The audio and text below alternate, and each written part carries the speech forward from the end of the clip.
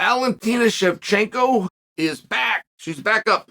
She is going to be fighting Alexa Grasso, the champion. Alexa Grasso is the champion of the world. Valentina Shevchenko will be the challenger. And many interesting things on this from my perspective, but I find Valentina to be very interesting. One of the interesting things, I don't know of a time, in fact, I don't believe there was a time when Valentina was the champion of the world that she main evented a card. I don't believe that's true. I have not done research and gone and looked it up. I'm relying off of my memory, but I can't remember a time, and I can't think of who the opponent would have been. There's a little piece of me that tells me that Valentina versus Amanda Part 2 was a championship match, but I don't think it was Valentina's championship. And at any rate, whether I'm right or I'm wrong, it is a fascinating concept that as challenger, she's at the top of the card, a place that she was not as champion. I think that's fascinating, whether you want to agree with me or not. Now, Valentina Shevchenko speaks allegedly 7 languages. So she would have a wild capability to communicate with Earth, with all sorts of pockets of Earth. Like, this would be the busiest media darling in the history of sport for no other reason than she would have the ability to communicate. I could only dream. I could only dream that I could speak 7 different languages. And then I could only fantasize with what I would do with that power. Now, that isn't happening here, but it could.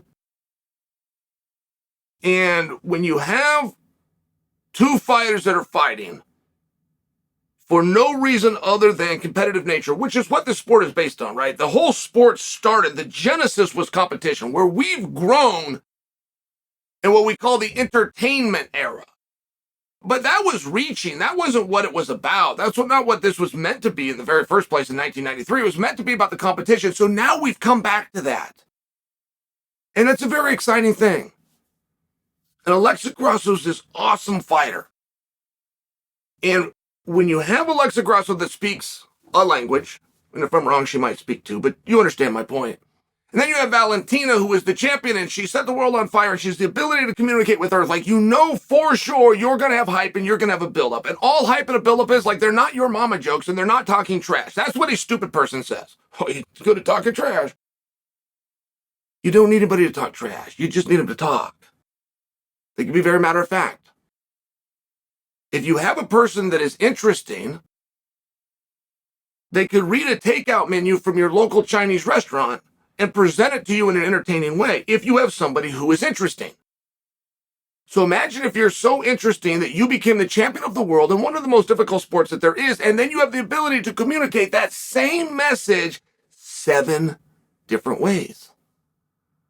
That would really be an incredible thing. But when you have people that don't have that ability, you then have to turn to the outsiders, and that's okay. That's how this whole thing started. You'll turn to a media member. So let's just get this perfectly clear. The bullet and what she has done to build this and make this interesting is a goose egg. Fine. Goose egg times 7, but anything times 0 is still 0. Fine.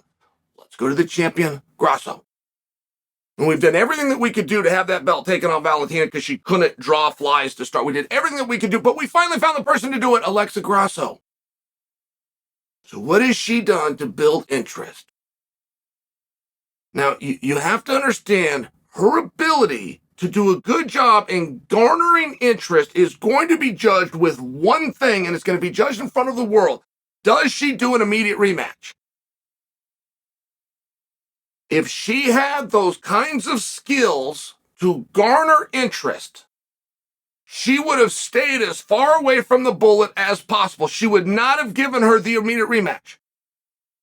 She might have got away with one, but either way, it was in the rear view. And if she had any skill, she would have brought somebody else up, and she'd have kicked that ladder down behind her when she got in the loft.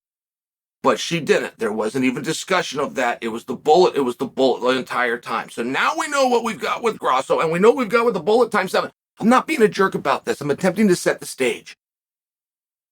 I've been talking to you for 4 minutes and 42 seconds about the rematch between Grasso and Valentina, and that's 4 minutes and 42 seconds than anybody else has even attempted. So if you think I'm being a jerk or you don't, either way, those two aren't speaking about it in any of the 7 languages that they're capable.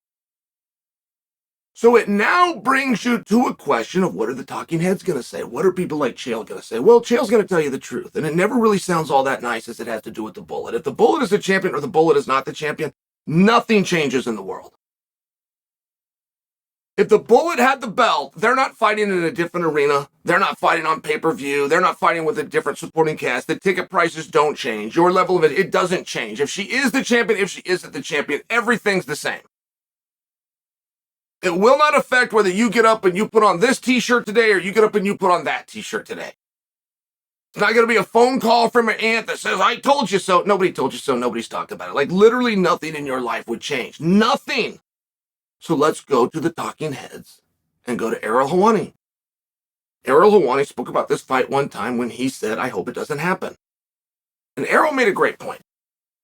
Ariel's simple point was, if they rematch and Valentina beats her, down the line, history will look back as though Grasso never held the belt in the first place.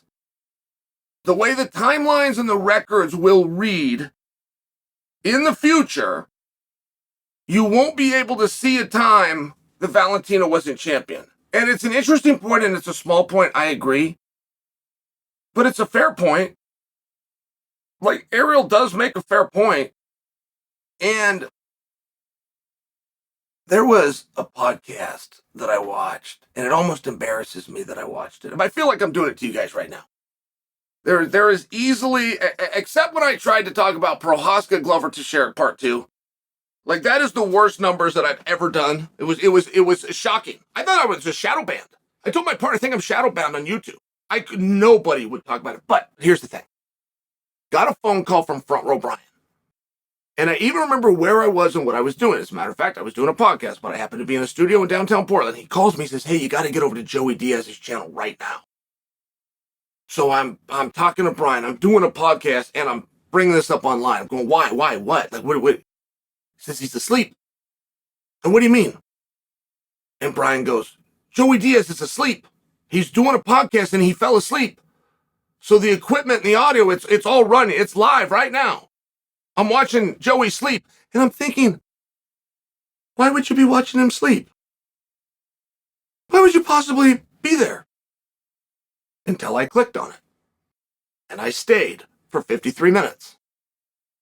It was Joey sleeping. It was Joey doing nothing. Of all the podcasts I've ever seen or I've ever watched, that's one of the most memorable. All the times Front Row Brian has called me, I remember where I was for that one. I'm glad that he did call, and I told other people. Afterwards, I followed up on this. For almost a month, I would go back to Joey's channel, and not only was he audited, he's publicly audited, and I could see the number. It was one of the top shows that he ever did. And I thought about doing that to you guys today. I mean, I feel like I have done it 8 minutes and 22 seconds in. I feel like I have done it. Like when I'm talking about the Bullet and I'm talking about Grasso, I'm talking about nothing. Like it's the same thing, but I really thought about doing that. I truly thought about putting the Bullet versus Grasso, then the camera was going to come to me, and I was going to be just like Joey Diaz. This is how Joey slept. I was going to be just like Joey Diaz. I wasn't going to tee it up. I wasn't going to say anything to you. It was just going to be this. And then I was going to check the clicks and see how high that was. You're going to juxtapose me taking a nap with the headline of Grasso versus Valentina with the fight of Valentina versus Grasso, or with the media round Valentina versus Grasso, or to what Valentina said about the fight, or to what Grasso said about the fight, or the fact that Ariel said the fight shouldn't even happen. Like, we're dead even there. We are dead even. And if I was to put my best foot forward to tell you about this fight and why it's must-see TV, my simple words would be,